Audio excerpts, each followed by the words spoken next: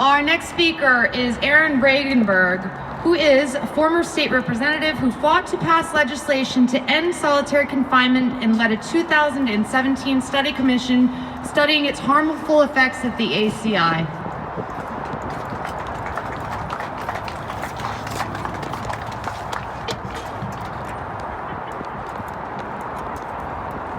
In 2016, as a then state representative, I worked with community members inside and outside the ACI, many of them here today, to introduce a bill very similar to the legislation that we're talking about here, to end long-term solitary confinement in our state.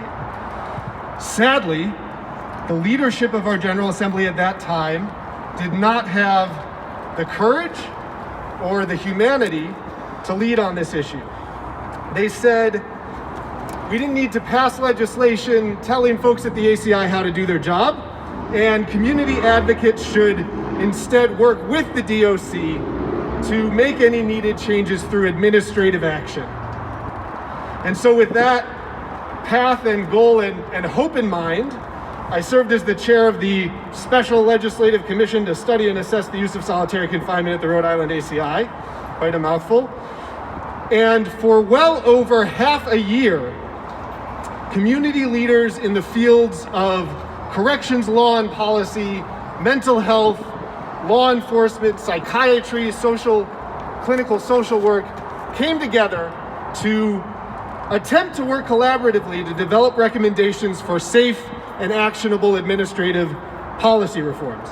It was a long and laborious and intensive process, and we didn't get to a consensus on every question, but over the course of months, the different practitioners and experts and department leaders were able, it seemed, to come to agreement on a range of important issues.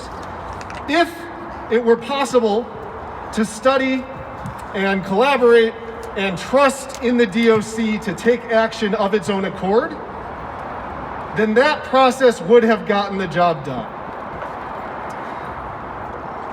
And yet here we are, 4 years later, and as we've heard from so many speakers and firsthand accounts today, the use of long-term solitary confinement, or if we want to drop the euphemism, the state-sponsored torture of our neighbors, family members, fellow Rhode Islanders, including those with severe and persistent mental illness, this shameful practice remains largely unchanged.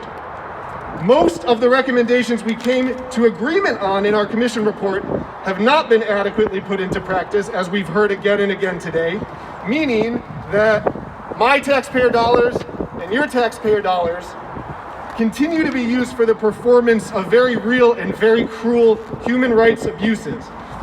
And speaking of taxpayer dollars, good God, are we talking about a lot of them in a state that still doesn't have a dedicated funding stream for affordable housing. The Department of Corrections has already racked up over $25 million in overtime costs just 6 months into their fiscal year. Wow. So listen, we know what we need to do. The Restrictive Housing Act would finally codify into law all the reforms that experts, officials, and the Rhode Islanders with actual lived experience in the ACI concluded back in 2017 were necessary to increase safety in our prisons, reduce state spending, and improve prisoners' health outcomes upon release. Many of these reforms are policy changes that the DOC purportedly accepted during our commission, but then refused to actually implement. The point is, this is not a question of what is the right policy. We've studied that. We know that. Everyone in that building understands that. It's a question of whether our political leaders have the will and the courage to do the right thing. 5 years ago, our General Assembly refused to take action to regulate this barbaric practice. And because of it, as we've heard throughout today, profound damage has continued to be inflicted on our fellow citizens in all of our name. That was unconscionable.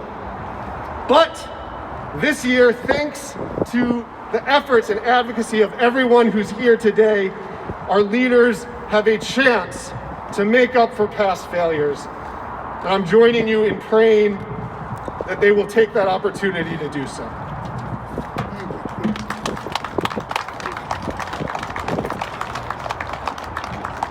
Thank you, Aaron.